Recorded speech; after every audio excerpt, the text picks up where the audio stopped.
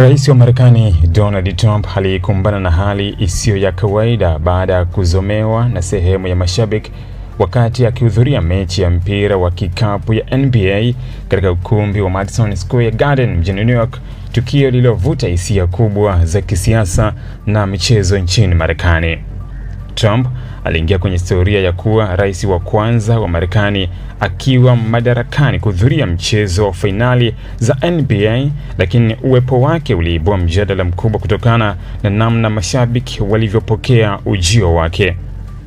Kuzomewa huko kulisikika kwa nguvu ndani ya ukumbi huo maarufu jana Jumatatu usiku baada ya kamera kubwa za ndani ya uwanja kumuonesha Trump kwenye skrini wakati wa hafla ya kuimbwa kwa wimbo wa taifa la Marekani. Wakati kamera ilipomlenga rais huyo akiwa amesimama na kutoa salute, baadhi ya mashabiki waliinua sauti zao kwa kuzomea, huku wengine wakionekana kushangilia, hali iliyoonyesha mgawanyiko wa maoni kuhusu uwepo wake katika hafla hiyo kubwa ya michezo.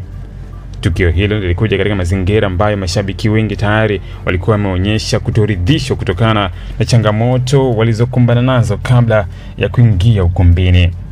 Kutokana na hatua kali za kiusalama zilizoimarishwa kwa sababu ya uwepo wa rais, mashabiki waliokuwa na tiketi walilazimika kusubiri kwa saa kadhaa kwenye mistari mirefu nje ya Madison Square Garden.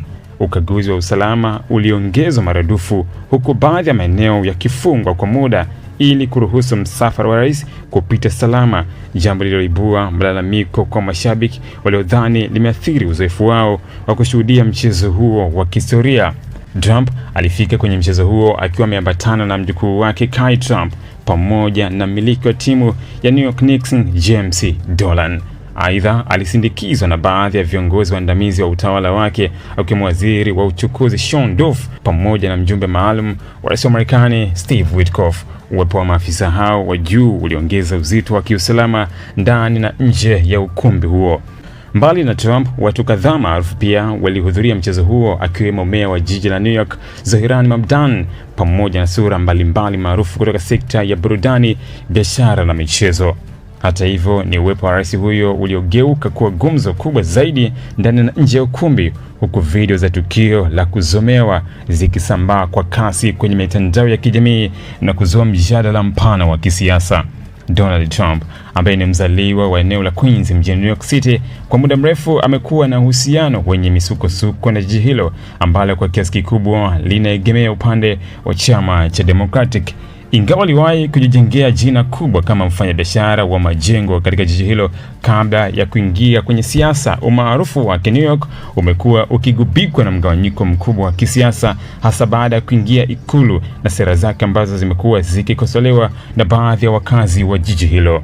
Kwa baadhi ya wachambuzi wa siasa, wanaona tukio la kuzomewa kwa Trump katika mazingira ya michezo linaonyesha namna siasa za Marekani zinavyozidi kugusa maeneo yote ya maisha ya wananchi, hata kwenye matukio ya burudani na michezo. Wengine wanaamini kuwa tukio hilo ni mwendelezo wa mgawanyiko wa kisiasa unaoendelea nchini humo, ambapo rais huyo bado anaungwa mkono kwa nguvu na wafuasi wake, lakini pia anakabiliwa na upinzani mkali kwa sehemu nyingine ya jamii ya Marekani. Licha ya kuzomewa huko, Trump alionekana kutobadilika kimtazamo ndani ya ukumbi huo na aliendelea kushuhudia mchezo huo, huku akionekana kufurahia mazingira ya mashindano pamoja na watu waliokuwa karibu naye. Tukio hilo sasa limeendelea kwa sehemu ya mjadala mkubwa kimataifa, huku wengi wakijadili iwapo michezo inapaswa kubaki mbali na siasa au kama viongozi wa kisiasa wanapaswa kutarajia aina hiyo ya mapokezi wanapojitokeza hadharani kwenye matukio makubwa ya umma.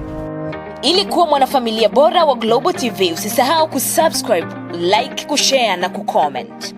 Baada ya kusubscribe, bonyeza alama ya kengele ili kupata taarifa kwa kila video inayopanda Global TV Online.